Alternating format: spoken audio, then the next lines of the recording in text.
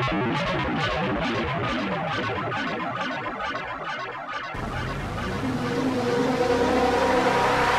morning, Captains. I'm Jordan Thomas. And I'm Tiffany Slayball. Thanks for tuning in for another episode of WK Today.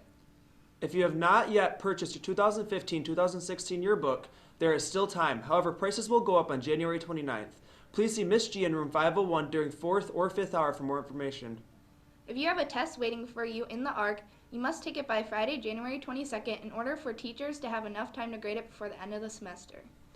The end of the semester is here. Next week's schedule for finals looks like this. Monday is a regular school day. On Tuesday, students will follow a Thursday schedule. However, you will be in 7th hour until 2:28, where you will take your final. There will be half days on Wednesday, Thursday, and Friday.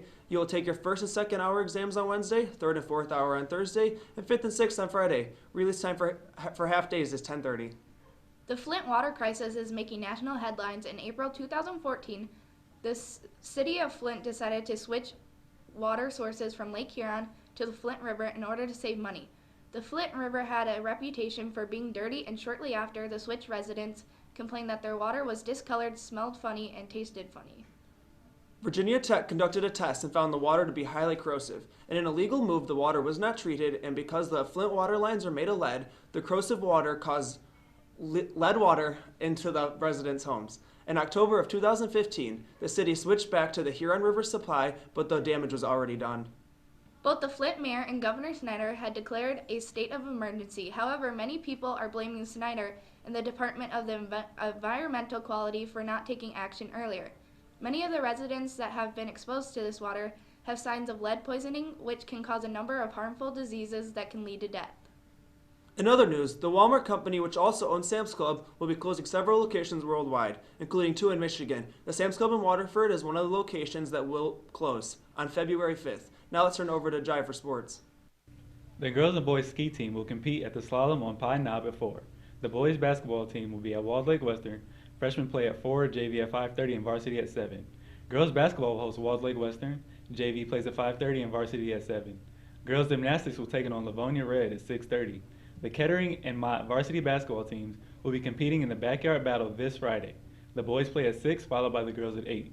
You can purchase the backyard battle t-shirt at the athletic office for $10, which will include the price of admission. If you don't have a t-shirt, tickets are $5. No passes will be accepted. Now let's kick it back over to the news desk. In a few weeks, students will be starting to select their classes for next year. If you have ever wondered what an AP class is or if you could handle it, we have the answers for you. Let's take a look. I teach AP Literature and Composition for 12th graders. AP classes are like the freshman year college level class, so it allows students the opportunity to kind of see what a college curriculum would be like, and it also provides the opportunity to earn college credit if they pass the AP exam at the end of the year. I teach AP Chemistry for many years. They are a college level class, so you could get credit from the college that you go to, or you just could have a very good understanding of the material, and then your freshman class at wherever you go is a lot easier because you've already had everything. It's more challenging. They're geared towards college-bound students. They go faster. They are more in depth, and generally that is harder, yes. I teach AP Statistics. I think the difference between a normal class and an AP class is the pacing, how fast you go through chapters, how many tests you have, and the independent work that's required in order to pace yourself through the test and the note-taking and the extra practice. I teach the AP Portfolio class. The quality of the work that's expected and the amount of the work changes significantly, and it becomes more independent than in some of our other classes where like a drawing one is way more directed, like way more hands-on by me. In a portfolio and an AP class, it's more about individual work and me being there more as a guide, so to speak. My AP class is by instructor recommendation, so it'd be either myself or the other art teacher, Mrs. Groff. We have a conversation with them if the student's interested, or sometimes we identify the students and we'll ask them if they're interested. And that conversation happens because we feel that they're capable of handling the work and the workload.